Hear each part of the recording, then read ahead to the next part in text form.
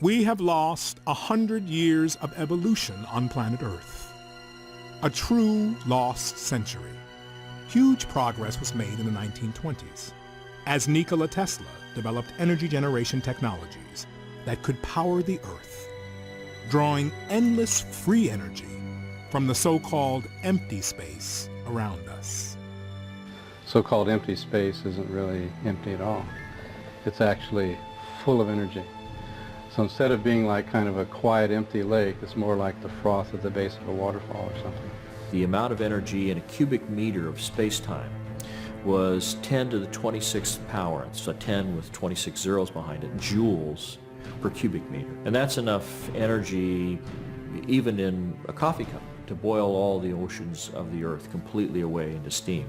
The acronym Unidentified Flying Object is a deliberately obfuscating term, and what it really is an alternative energy and propulsion system. They had a piece of, they thought was plexiglass, a rectangular piece of plexiglass, for years before they figured out it was the energy device for the craft. And it was connected in such a manner that this device could power a very small watch up to a city. Power was determined by what the demand on it was. And so each craft had one of these.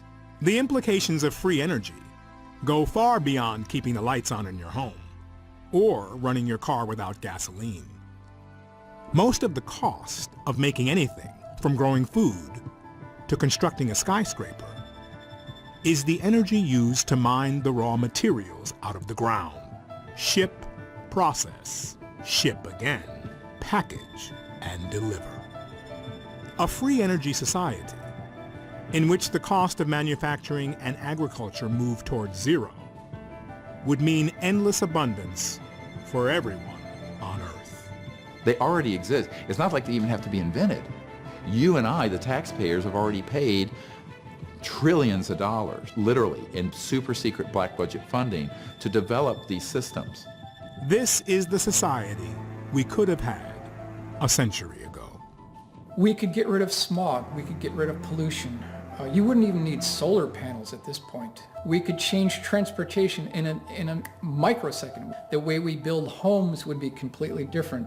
The way we govern our lives would be completely different. And all the literally hundreds of trillions of dollars in assets that are in coal, natural gas, uranium, nuclear power, public utilities, they're all obsolete. Many people would say, well, doesn't that mean the secrecy's been a good thing? I said, well, that would be like saying we should have never come out with the automobile because the horse and buggy manufacturers would have gone out of business, or come out with computers because Royal typewriters didn't get ahead of the curve and they went out of business. When we go outside and we look at our cars, we look at our airplanes, we're already looking at dinosaur technology. It's laughable where we are right now. We should be at least 100 years ahead of where we are right now. And there are still files on this issue classified, top secret, from 100 years ago, for the same reasons. Because the macroeconomic order of fossil fuels, petrodollar, a handful of industrial elites and corporations be completely transformed. But the folks who actually call the shots in the multi-trillion-dollar global economy, they don't want to see that happen. They know that if that power was, delineated to the average person, we wouldn't need them anymore. They don't want it today, and the likes of J.P. Morgan and others back 100 years ago didn't want it. When they found out that Tesla had passed away in the Hotel New Yorker, they came in, they had the manager of the hotel open the safe, and they took all of Tesla's papers. And this was to the director of the FBI from the Department of Defense in a turf war trying to get that information and lock it up. This is not a contested document. This has been officially released. A century of artificial scarcity has produced a destabilized, dehumanized, war-torn world, where the power and wealth have been transferred from the many to the hands of the few. If you take that on, you're going to run into the mother of all buzzsaws in terms of the national security state. Some of the breakthroughs in the past have been deliberately suppressed. There are 5,135, I believe it is, patents that have been confiscated under national security seizures. Now, these are just the patents. And this is what happened to a lot of the huge breakthrough technologies like Stan Meyer, who had a car running on water. A local inventor has discovered a way, hear this, to use water to run your car. It's a major breakthrough that will no doubt make motorists happy. And as Ralph Robinson explains, the Pentagon is also showing lots of interest in this project. A lot of people don't realize that Stan Meyer had a toroidal, a donut-shaped object that put out many times more energy than you had to put into it because it was tapping into this 0-point quantum vacuum energy field. That had a national security order on it before he even got it to patent. It was seized and shut down. What we really had was a threat to the scientific establishment. I view this as the greatest strategic threat to survival of the United States and, in fact, of civilization itself. Who's going to stop this from happening? The president doesn't know it's occurring. The Congress oversight committees have no idea what's going on. And you have these people who are in the deep national security state who basically do what they want. The problem is most of these inventors think that the world's going to beat a path to their door. Unfortunately, Murder Incorporated beats a path to their door first. But free energy technology was only one half of the equation when it came to advanced extraterrestrial technology. Early research into anti-gravity technology gained momentum in the 1940s, as Adolf Hitler poured tremendous resources into developing his secret weapon, the so-called flying bell. Once we acquired these technologies, they were augmented with the study of retrieved extraterrestrial craft, and we created our own fleet of so-called alien reproduction vehicles.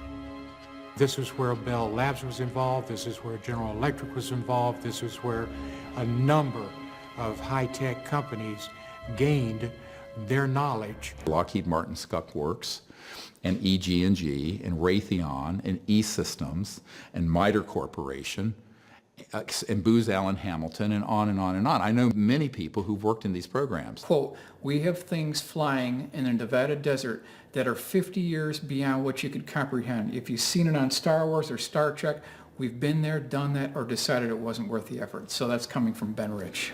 Ben Rich headed the Skunk Works between 1975 and 1991. This is the original letter from Ben Rich on Lockheed Advanced Aeronautics Company letterhead. I am a believer, and so is Kelly Johnson. And here it says, Dear Ben, there are two categories. A, man-made UFOs. B, extraterrestrial UFOs. Dear John, yes, I'm a believer in both categories. I feel everything is possible. Many of our man-made UFOs were unfunded opportunities. In both categories, there are lots of kooks and charlatans. Be cautious, Ben Rich. We now have the technology to take ET home. Ben Rich, CEO, Lockheed Skunk Works. It is being covered up, but probably not for the reasons you might think. Within the intelligence communities, they have something called ace-in-the-hole technologies. So secret they didn't even talk about it.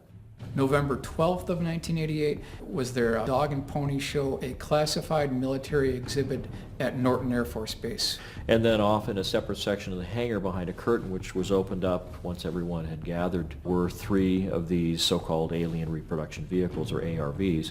The craft itself was hovering off the floor with no landing gear underneath it, nothing supporting it from above. To see something, travel across 12 miles of airspace in under a second and a half, make a couple of right-angle turns, and not make a supersonic shockwave of any kind, no sonic boom, which I've personally witnessed on a number of occasions. I mean, it changes your whole perspective.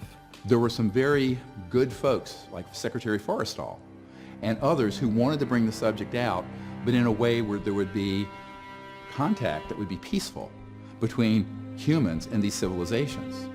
But there were other people who saw the big gold mine of militarism and war profiteering and the psychological warfare value. Their mandate, their mandate is to lie, deny, and deceive. There are people who've had experiences with the technology that were not able to handle it psychologically because it defies reality. And in this document, the CIA director, Walter Smith, says, I am today transmitting to the National Security Council a proposal in which it is concluded that the problems connected with unidentified flying objects appear to have implications for psychological warfare as well as for intelligence and operations. We have to take a step back from all the jargon and all the paranoia in Star Wars movies for just a minute and realize that it's very easy to set up a false flag operation. A false flag operation, also known as a false indication and warning, is a military tactic in which you create the illusion of a threat, often by attacking yourself and blaming the desired enemy. It's proven extremely effective at uniting the public around a perceived threat. And this is actually a well-known concept in military intelligence circles. We did it in the Gulf of Tonkin in Vietnam, where we exaggerated, if not completely staged, an attack on our naval vessels so we would stampede President Johnson and the Congress into vastly expanding the Vietnam conflict to benefit, guess who, the military-industrial complex and the war profiteers. U.S. military officials, for example, have planned through a project called Operation Northwoods back in 1962 to dress up Cuban refugees in Cuban military uniforms, have them attack Guantanamo Base and kill U.S. military personnel, sink U.S. military ships, and blow up shopping centers in Miami, targeting, killing refugees from Cuba to infuriate the American population so that they can invade and occupy Cuba. It's astonishing that anybody would dare to make a recommendation like that, but they did. Then you can look at Iraq. Concocted all kinds of false information about weapons of mass destruction, which Saddam Hussein did not have, and it was known in intelligence circles he didn't have. Fracture that whole part of the world, and now we have ISIS. So we have to realize the machinations and manipulations that go on behind the scenes leave us very vulnerable. And the big one is this one, where they could say, oh yes, the UFOs are real, but guess what? They're a threat, and we need to unite the world, like Will Smith said in the original Independence Day. Something you want to add to this briefing, Captain Hiller? No, sir. Just a little anxious to get up there and whoop E.T.'s ass, that's all. Efforts on the part of a certain element within the kind of ruling structures of our planet to try to utilize the discovery of extraterrestrial intelligence as an ultimate threat, the ultimate other bad guys, to justify the national security state dream of locking down and putting under complete control of an authoritarian ruling class the control of the planet and the resources. The nations of the world will have to unite, for the next war will be an interplanetary war. The nations of the Earth must someday make a common front against attack by people from other planets. General Douglas MacArthur. Can you realize that you and I, that all of us, have actually begun the exploration of another world? We have taken the first historic step into our solar system. I am Wernher von Braun. Wernher von Braun was one of the top scientists brought to the U.S. from Germany after World War II as part of Operation Paperclip. He invented the V-2 rocket for Adolf Hitler and became the chief architect of the Saturn V rocket for NASA's Apollo moon missions. In his deathbed confession, von Braun warned of a plot to pull off the ultimate false flag, using back-engineered alien reproduction vehicles to stage an invasion from outer space. When von Braun was dying in front of me, the very first day that I met him, he had tubes draining out of his side. And he was tapping on the desk telling me, "You will come to Fairchild." I was a school teacher. "You will come to Fairchild and you will be responsible for keeping weapons out of space." The strategy that Wernher von Braun taught me was that first the Russians were the enemy against whom we're going to build space-based weapons. Then terrorists would be identified. Then we were going to identify third world country crazies. The last card is the alien card, and all of it, he said, is a lie. A lie. Have you been exposed, or did you come across in your career and your network the false INW or the deceptive indication and warnings projects related to this? Yes. And what did you find out about those? That's pretty hush. I don't think I should talk about that. Yeah. I mean, that's where when I briefed the head of the Defense Intelligence Agency, that was the main subject. That is, yeah, that's very sensitive. Yeah, it's very sensitive. Yeah. I occasionally think how quickly our differences worldwide would vanish if we were facing an alien threat from outside this world.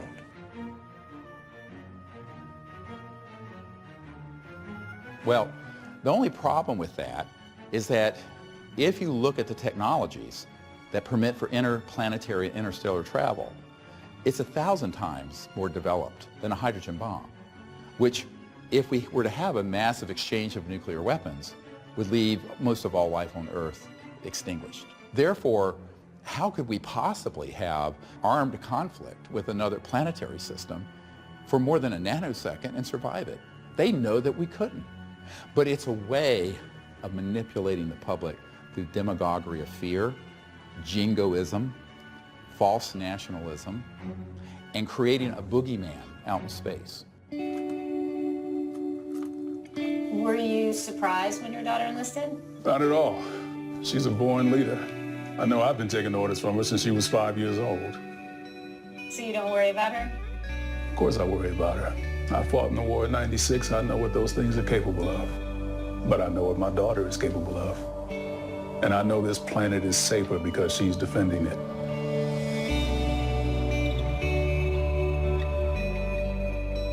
They could pull it off. They could definitely pull it off. Right now, they have the technology to mimic the form, fit, and function of extraterrestrial UFOs. They have the technology, absolutely. It's seamless, and you can never tell the difference. If they do have a false flag invasion, they're going to use one of these. This is the Hudson Valley Boomerang. This is 1982 to 1989. Over 25,000 eyewitnesses reported this craft. They can use these saucers, the cigars, the pyramids, the triangles as a united coalition, and that's how they're going to do it. We're talking about 150 to 172 feet across for the wingspan, which is the identical wingspan of the B-2 stealth bomber. So the question we need to ask is, was some of that $22.4 billion used on the B-2 poured into this program? It's the exact same time frame. When they power up and when they accelerate, it looks like a spark off a grinding wheel, and you could never know the difference. So if they wanted to hoax an alien invasion, they could do it, and they could do it in a way that's 100% believable. They started doing all kinds of psychological warfare entrainment of the public by staging hoaxed events, such as cattle mutilations. Oh, it's a flying saucer who did that. It's a covert paramilitary program, human. So if you wanted to start indoctrinating people into a false threat from outer space that Wernher von Braun warned us about, you would start staging events that look alien, but that are completely man-made, that are scary and scare the hell out of people. UFO encounters are categorized into 4 groups. Close encounters of the 4th kind include people who claim to have been abducted by extraterrestrials. If you had a close encounter of the 4th kind and you are back, we're anxious to hear from you. Inner stage left, you got these sort of anti-gravity devices with creatures that look like ETs that are actually man-made robotic systems. They're called programmed life forms. And you start doing select interfaces with the public. We did do that, yes. OSI did that. There was a special group out of the 7602nd Air Intel Wing at Fort Belvoir that came out and did that. They had these people that had maybe some sort of defects, anatomical defects that were brought in to fool people into thinking they're aliens. Yeah. I can't give you any specifics because the program is still classified, and they're probably still doing it. I wouldn't doubt it. They were still doing it. So they've already got this psychological warfare already embedded into the minds of people to expect an extraterrestrial, not a secret aircraft, but an alien craft. So when they do pull this, they'll already have everything ready to roll. These civilians got onto the base and got into something. They saw something they weren't supposed to see, and this group came out and went into their home and scared the dickens out of them. And Staged an alien event. Exactly. The government will use the extraterrestrial phenomenon to cover their own deep black programs. And so that's the fight that we're up against here. And then it makes it out through the movie industry and the UFO lore and the internet and what have you, and it starts creating this specter of a threat.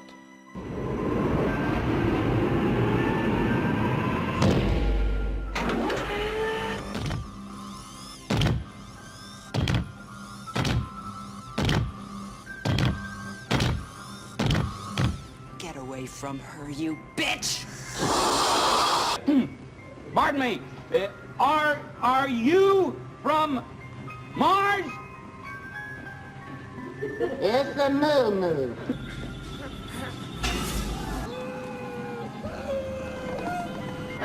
Nicht Deutsch! It's a moo-moo.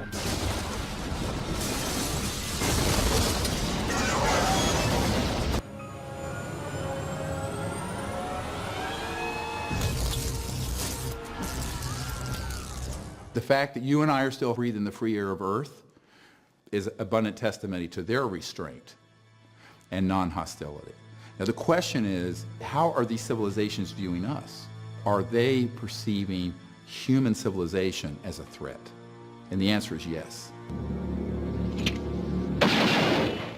Because I believe we've reached a point where we're a threat not only to our planet and each other, but we're also developing weapon systems that are potentially a threat in space. I just hope that it's not like Independence Day. Yeah, right. That it's a conflict. Well, now we have friendly Maybe the only way to unite this incredibly divided world of ours. They're out there. We better think of how all the differences among people on Earth would seem small if we felt threatened by a space invader. That's the whole theory of independence. You're right. Everybody gets together and makes nice and, You and Bill O'Reilly would be hiding in a bunker together. The most dangerous thing going on the planet today isn't ISIS. It's not Iraq. It's not Russia. It's not China. It's a out-of-control, covert group that is not being overseen by the people, the Congress, or the president, who have developed these technologies and are recklessly using them to track and target extraterrestrial vehicles.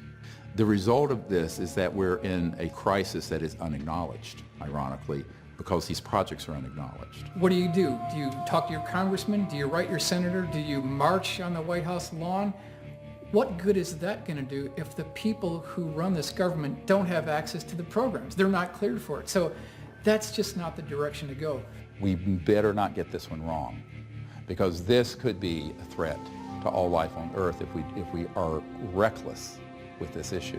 We need wise elders that are humans dealing with this situation, and the sociopaths that are in control of those programs can't be allowed to speak for planet Earth and for humanity. Wresting power from the hands of these powerful oligarchs and corporations is going to require a revolution.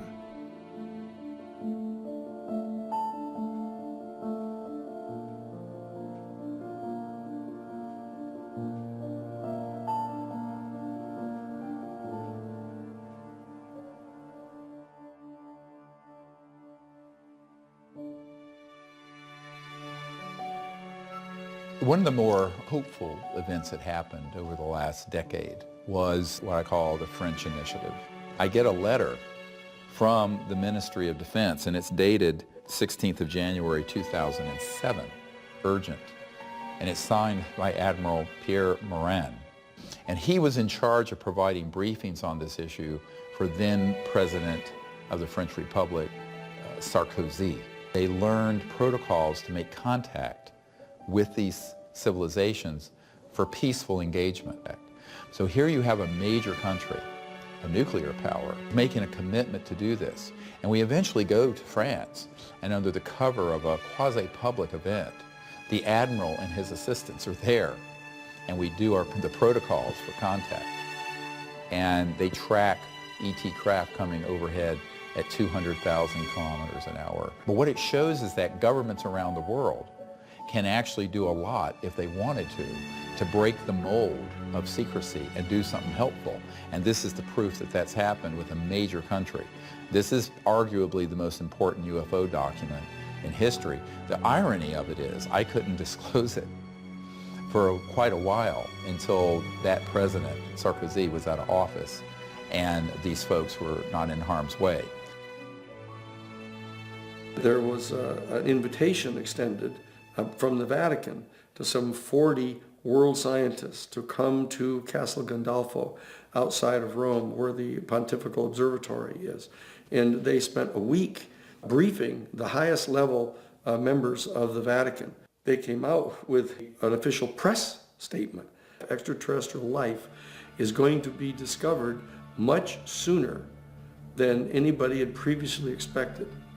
And for this reason, the time has now arrived for the beginning of a very serious discussion about the philosophical and theological questions that are posed to our human family by the discovery of extraterrestrial life. There are civilizations that we need to communicate with. And I think we've reached that point in our evolution as a human race that we need to recognize that. And the thing that disturbs me is that the U.S. is going to be a third world nation in that field if we're not careful, by having all of this secrecy and refusing to set up any kind of diplomatic protocols as I know that you have called for and I believe in very strongly. The biggest event in the history of humankind is the discovery that we are not alone, that there are other living entities, intelligent entities, in this universe or other universes, and that we aren't here alone.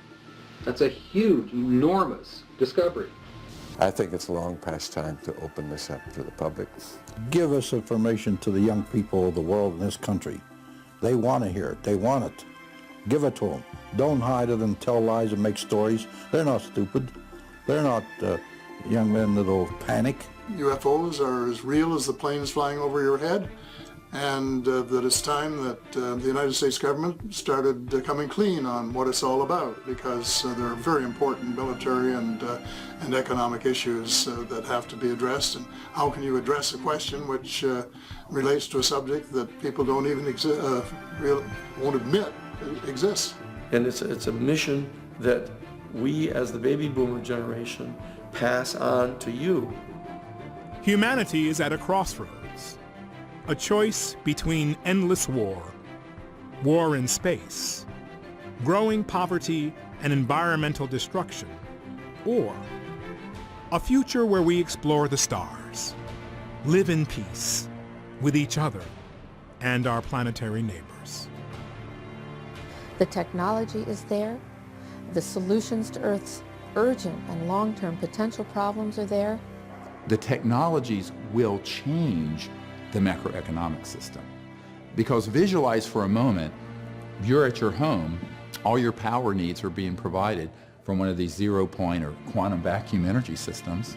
Your car is running, never has to be plugged in. You then can have agriculture and manufacturing locally that has very little cost to it. And this is not just in the U.S., but in places that aren't yet developed, the so-called third world or developing world. They're going to leapfrog right over the smokestack industries and go to high-tech, real high-tech, just like they've skipped over telephone lines and gone to smartphones. This will be a tide that will lift all ships. The world will be increasingly interconnected, and yet on the local level, be completely self-sufficient, every village, every home. And this is something that is the biggest change economically in the history of the human race. It's a big nut to crack, but I think that if you could do that, I think that people would stop looking at each other with a certain level of hostility like we do now. I guess it's kind of corny, but it's that bright future that I see that we could all attain if just a few things could be changed. Imagine interplanetary trade, how exciting that would be. You have to adjust your cosmology. You have to adjust your whole concept of our human species being at the apex of all biological evolution in the universe. And you also have to, of course, modify your judgment that the entire universe was created just as the stage upon which the drama of the human development is unfolding, that there's a lot more going on in the universe than just that. This is why it's time for the people to lead the whole ending of the secrecy and do the disclosure. As we, the human family, confront the reality of extraterrestrial life, it is perhaps worthwhile to reflect. Was our doubt really due to a lack of evidence? Or merely a lack of imagination?